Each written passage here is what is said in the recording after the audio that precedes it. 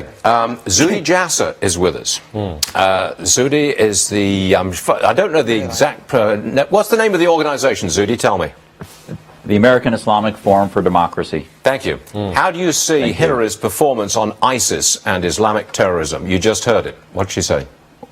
Well, I have to tell you, Stuart, I'm getting a little tired. For someone who's knee-deep in the trenches of the issues, both domestically and globally, I'm getting tired of the media basically focusing that somehow she's simply the lesser of evils or the alternative. It's about ISIS. It's about failed Syria policy. It's about when she was Secretary of State, the grounds were being laid for cash transfers of $99 million in 13 payments that we just found out. Why isn't the media asking her about that? No, we have to find out what her rebuttal is to Trump's responses, which is absurd. She's not being held to the standard of a presidential candidate, and they continue to do that in this sort of fake press conference, which really didn't seem to be, like many of you were saying just a few minutes ago, wasn't really at the standards of what a Washington tough press conference should have been about. And all these issues were just sort of left on the table. How many American Muslims will vote for Donald Trump?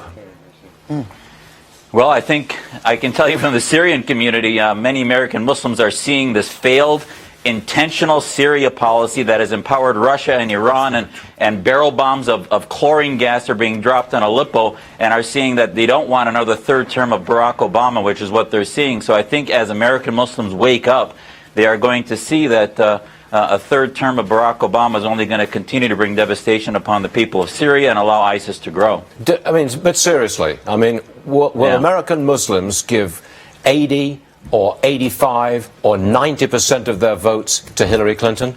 Give me a number here. Well, those numbers actually are probably where they are right now, because unfortunately the Republican Party, through Mr. Trump, has not been able to engage the narrative of strong national defense of religious freedom, that Muslims are part of that we lead, that we are part of the solution. So until the Republican Party, through Mr. Trump, can get that narrative right, we're handing over the victim narrative of the Islamist grievance groups to the Hillary campaign. And unfortunately, that's sort of where the Muslim vote has gone in the last two elections. Zuhdi, I don't want to get too far away from last night's Commander-in-Chief Forum and today's press conference, but I do want to bring something to your attention, and that is the wall that they are building in Calais, France, to keep migrants, largely Muslim migrants, out of Britain. I say that this is another example of the breakup of Europe as we know it, and they're breaking up under the pressure of millions of Muslim migrants. What do you make of this? Well, it's basically it's sort of like political Newtonian physics, which is an equal and opposite reaction to the loss of the national identity of many countries. And Brexit was partly, if not a lot, about that, which is the UK wants to maintain its national integrity, its national identity, and the influx of refugees, unidentified, undocumented, those over from France, has to stop. And the fence was working, and they want to make it into a wall.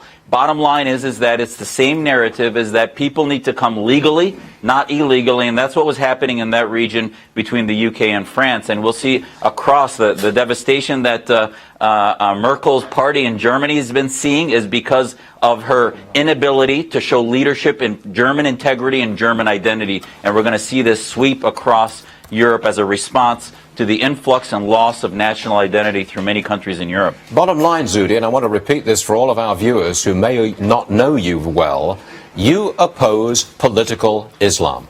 That's where you're coming from, correct? Yep, I see the root cause is not terrorism, which is simply a symptom. The root cause is theocratic Islam. And us anti-theocratic Muslims need to lead this solution of reform.